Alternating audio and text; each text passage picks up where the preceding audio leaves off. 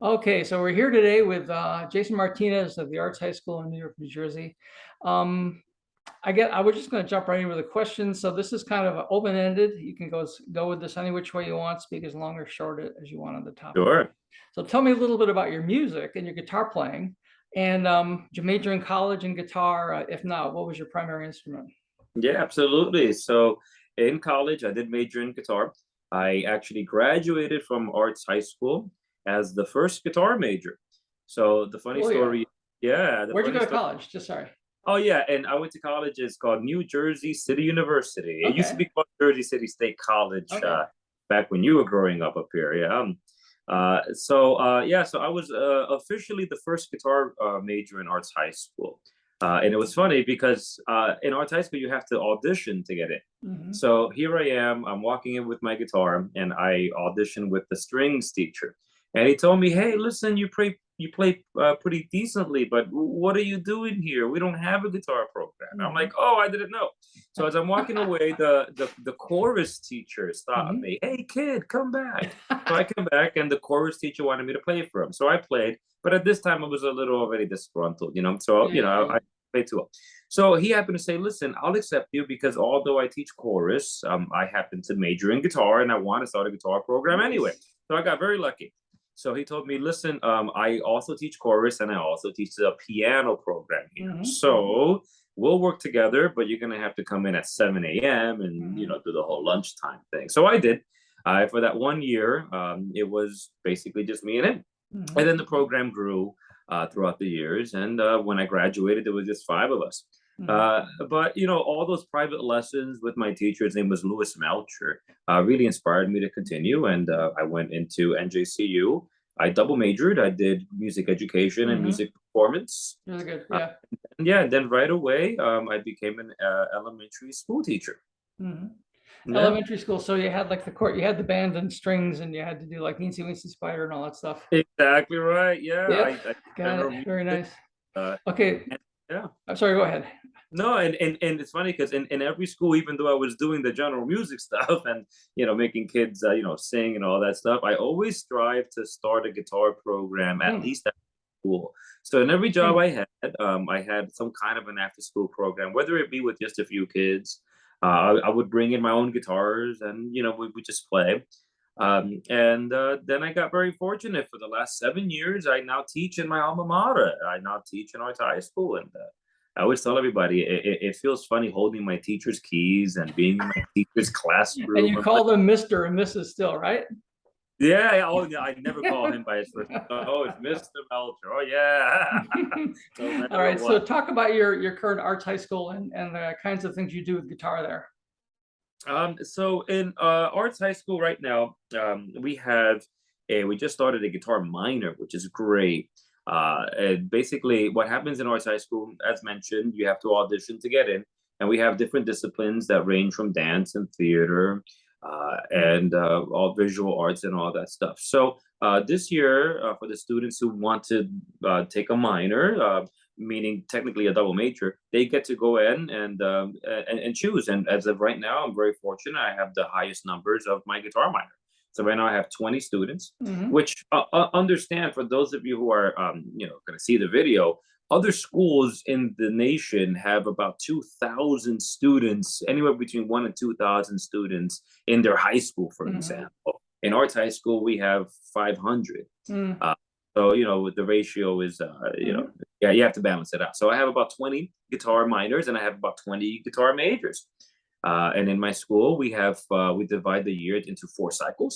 And Hmm. each cycle we concentrate on classical guitar because of course it gives you the proper technique. But I like to also build upon that. So we do classical guitar, we do some electric guitar, we Hmm. do some flamenco stuff as Hmm. well, and a little bit of jazz. Good. I mean, I have a million questions now that you said that. So first Yep, of all, just for the audience to know, this isn't a public school; it's a magnet school, correct, right? So it's not a public school. And correct. the total. So you've told me the total number of students. Do you have like what's the average number in each class? And yeah, and talk to me about the actual classroom logistics and all that, because Yeah, sure. this is the nitty gritty for other folks. Yeah, sure. So in my guitar minor, I have 20 students, And then after that, and by the way, by minor, we meet in the morning. So this is start 7:30 a.m. start right before homeroom. And then after that is when I actually, after homeroom, I teach my freshmen the morning class, which is really the entry students who auditioned to get in. They were chosen, and now they're my freshmen, and I see them in the morning. Oh, hold on. So Yeah, minor, major, and now freshman breakout. Could you explain that a little bit? exactly right. So yeah, so we have minors who, as you know, that's not technically their major. So all my minors actually come in to major in something else, like Right. dance. And then after that, after homeroom, we have another class that's actual guitar majors. Okay. These are the students that actually auditioned and they want guitar, like they auditioned for guitar to get into arts high school, not for anything. So in my morning class, I have freshman and sophomore. Usually every year is just freshman, but this year is freshman and sophomore. And there I have about this year about 11 in that classroom, and they're doing fantastic work. In the afternoon class is when I see my I guess we could call it the older students, my juniors and my seniors who have been with me for a while. And in that class I have around 9 students. So how many hours per class? So we have for my minor, it's what we call one period, which is 40 minutes. Okay, yeah. And for my majors, is a block, so it's 40 and 40, so it's 80 minutes. That's and great. the benefit is it's 80 minutes every day. Yeah, I know. I'm catching that. Yeah, that's amazing. It's amazing. So I told the students too. I'm like, look, if you do the math, and I see you 80 minutes, that's about I see about 700 times, but more or less from September of your freshman year to June of your senior year. So I mean, I'm training you very well. I'm seeing you every day. So I treat it more like a trade, you know? Yeah. And I always tell my students, I'm like, one of the most heartbreaking things that I saw recently was I went to Starbucks not too long ago. Went to Starbucks maybe a year or two ago. And I see one of my graduating seniors there that studied with me. And I'm like, what are you doing making my coffee for me? So all this training, why don't you go and teach some lessons? I mean, there's nothing wrong working Starbucks, of course, but with all this training, you would think, go perform or go teach. That's the whole premise. Yeah. Well, I mean, I'm not going to spend a lot of time talking about me, but I did drop out of guitar teaching when I had my first son, and my principal kept coming into my guitar room every year and telling me they're going to cut the program next year. Wow. Yeah. So you understand, the pull of getting a straight job. All right. Oh, yeah. Yeah. Okay. So let's see. Okay. So you got different levels. The entry requirements, you said they have to audition, and mix the levels. Let's get right to the repertoire, because this is going to be really interesting. So you do all the 4 styles, and it's great that you do jazz. And I don't think anyone that I've interviewed yet has talked about doing jazz. So tell me as much as you feel comfortable with all the different styles. Like, you play ensemble, you play classical guitar ensemble, classical guitar solo. Right. What kinds of music do you do for each, and the jazz pieces and rock as well? And yeah, absolutely. So first of all, in order to understand that, you need to understand the layout of the way that my 80-minute works every day. Okay. So every day, concentration. So for example, on Mondays, for the first 40 minutes or so, we just do technique. I use a lot of Abel Calavero, and oh, he's really good. That's great stuff. Yeah. Oh, it's very, very good stuff. Yeah. Sagreras books as well. Who does Sagreras books? So my main concern there is a lot of right hand and left hand technique. Yeah. Sitting properly, all that good stuff, to just have a very good, solid classical foundation.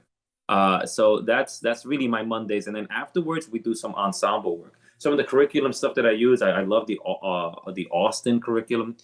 People, they do such great work. And there's another little website that I discovered. It's called etudes.co, C-O, etudes.co. So you have to subscribe for it, but they generalize so many different pieces that are categorized by level.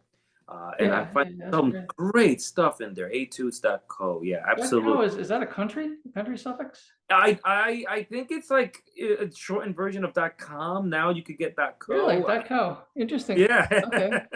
Okay. I'll check into that. That's really cool. All right. So basically, let me just run on the list. Your kids read standard musical notation, obviously. Oh yes, from the absolutely. get-go. But they play all the open string chords and bar chords if they're doing jazz, and they play scales, technical exercises, and tab. Talk a little bit about how much in depth you go into. Do you have like metronome markings you shoot for? Clean like 16th notes at 80 or something like that. Oh, that's a good question. Yeah. I mean, metronome markings I set later. The very first thing that I set for everybody is make sure that as they play, they tap their toes or they tap Mhm. their foot. I'm telling you, the more I'm teaching, the more I realize that really notes is actually secondary. I'd rather have the students play very good on the beat and very good Yeah, yeah, rhythm. We could always fix the notes later. yeah. And I'm finding that you have to train the students to really tap their foot and really play together and breathe together, Mhm. especially in ensemble Oh, work. That's a nice. big Breathing. concentration that we do. Oh yeah, and I'm very strict with them there. And you know what? The different styles that I teach really do help encompass all of that. For example, the jazz stuff that I do, the jazz ensembles, while the students are playing their shell voicings and Mhm. all the chords, yeah, they have to make sure that Oh, yeah, yeah. they stay steady, right, in order to help It's the got to soul. swing. Exactly, right. With all the underlying triplets. There's Yeah, a Carl Orff did a whole set of musical training with Kodai. right, When I was going to music school and getting an education, rhythm, they started with rhythm. They spent years on just rhythm before they even went to instruments. It was right. all, beat instruments and stuff for young Absolutely. kids. And coming from an elementary school background, I Mhm. mean, I did Kodai, I did Dalcroze, and Okay. I Yeah. I still use all that in my guitar training. Yeah, Cool. It's really cool. important. It's important. So Yeah. how do you get the repertoire for the actual playing? So the technique you told me about the able stuff and the Right. Segura's books. What about regular repertoire for your Well, performances and such?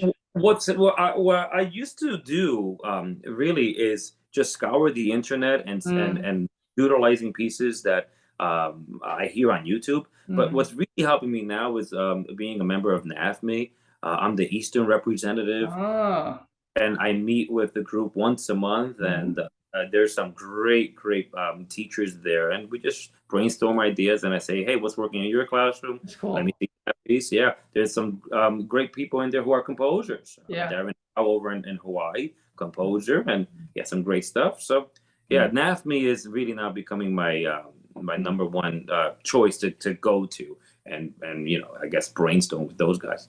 Do you use a book for jazz? You use like the I Levitt really book or something? love the William Levitt Yeah, you book. did. Yeah, yeah. The stuff from I Berkeley. Yeah. Berkeley, exactly. Very good. Yeah. It's very good. And on YouTube, he has recorded, or someone has recorded, all the background tracks. So I go on I YouTube, you see. get on the video, and the students just Yeah. play along. Mhm. And yeah, so that's the thing. What I found there was, for many years I was trying to teach the students how to solo, Mhm. uh, give them the theory. But then I said, you know what? Let me change things. And William Levitt has written out solos. Yeah. Another Yeah. great source is Barry Galbraith. I'm sure I'm Galbraith. Gale. Yeah. Yeah. Yeah. Yeah. Yeah. And I find if the students could play solos that are already written out, it actually motivates them to say, wait a minute, I could play a solo that's written out. I have the capability now of making up my own and playing something, up to that caliber. How much road stuff do you do with them? So in the beginning, I definitely do a lot of call and response, especially Yeah, for. I was just gonna use that phrase. Yeah, absolutely. And now Yeah. this year, we have a new curriculum in place in the Newark Public School System, where we have to teach a little bit of row, especially for the freshmen, and it does Mhm. develop very good ear Oh, training, which yeah. is very important. Yeah. Yeah, absolutely. Yeah. All right. So okay, cool. So what about the performances and recordings? What do you do per year?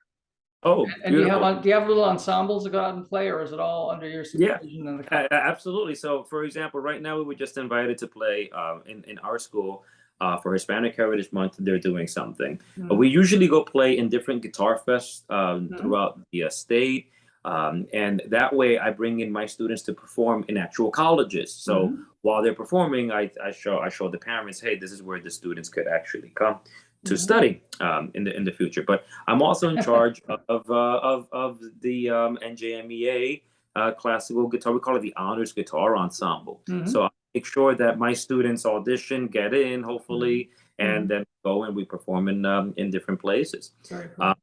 yeah, so it's very rewarding, very rewarding experience. Oh yeah, I know. I did it for a long time, and it was Oh yeah. easily. I spent 40 years in business. I spent 10 years teaching. The 10 years teaching was by far, the highest level of experience. No question. Oh yeah, yeah, yeah. It's a great sense of giving back. Yeah, exactly. All right. Yeah. So, what kind of resources do you not have that you wish you had? I had a really interesting answer. One of the guys said that he would like a set of hard top guitars, Mhm. really decent classical guitars, and he was really trying to find actually a grant, trying to get grant money for that. So, what kinds of things do you not have in school? I mean, anything. Just Yeah, I tell you the truth, I'm very spoiled in my school. Anything that I want, I really do get. Especially that I graduated from there, and now I'm back. I think the one thing that I want to venture into is getting the different types of guitars that are, for example, the alto guitars, the alto and the the contra. different ranges. Yeah. So as of right now, I don't have that, but it's only because I haven't really asked for it. But in the future, I think I'm going to venture into that route. You could do a lot with harmonies with that. Yeah. Oh yeah, Yeah. yeah, yeah. I mean, yeah, extends the range to the point where you're doing almost full piano pieces if you want it. Exactly right. I found this group online. I'm not sure where they're from, Eastern, maybe Malaysia or something. There's a group that does that. It's just mesmerizing. I Mm, gotta get the name, but it's a very, very fascinating group. Yeah. okay, well, we're gonna finish up with the $64 question. So Hmm. you've been teaching for how many years? So now this is going to be my 20th year in as a Why do you teacher. look so young for? What did you start when you were 16? Jeez. Sorry, No, go no, ahead. I started right after college. Yeah, so my 20th year, and this is my 7th year teaching in arts high school as a guitar teacher. Mm, So yeah, for the most part, I was an elementary slash middle school teacher. mhm. Teaching every yeah.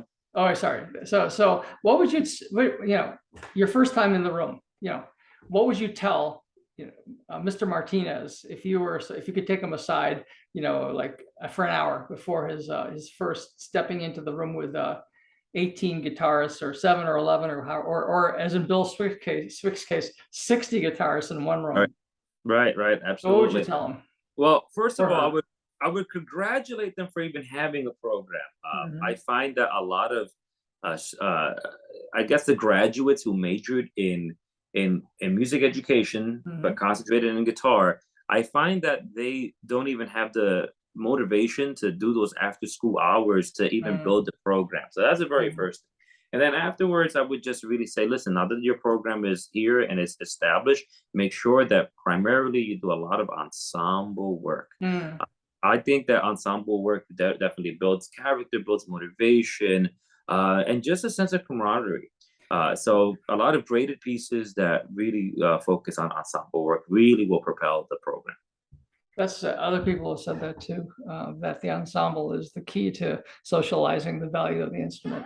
Yeah, absolutely. And it's a little bit more unique in my school because you see, as I stated, I'm the official first guitar major of arts high Mhm. school. But the story there's more to the story, and unofficially, I'm not. Believe it or not, the unofficial one is Manuel Barrueco. So it gets funny. No, Yeah, he so went through Arts High School. he did. I So a took a lot of master class with him at Wesleyan. The guy's a genius. yeah, Manuel Barreco actually, when he emigrated from Cuba, he ended up in arts high school for 1 year, Mhm. and there was no guitar program. So believe it or not, he studied one of the brass instruments. I think it was tuba.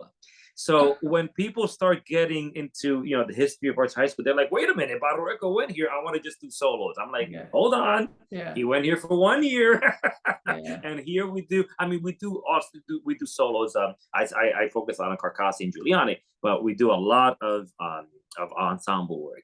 But a lot of students say, I just want to do solos because I want to end up being the next part of work. I'm like, no, we don't do only solos. Yeah. Yeah, that's really cool. Funny What a great story. story. Yeah, absolutely. Yeah. Alrighty. Well, thanks very much. Hang on there. I'll say goodbye to you. Then I want to wrap up. So thanks, Jayson, for your time. Good luck this year at Arts High School. Thank And you. I know your kids are having a great time. You can almost tell without even more than a minute, that you're the kind of person who could walk into a classroom and everybody just, they're yours. They're in the palm of your hand. You got Thank, that teacher persona about you. It's really good. thank you. I Good love luck, what I do. man. Take care. Thank you.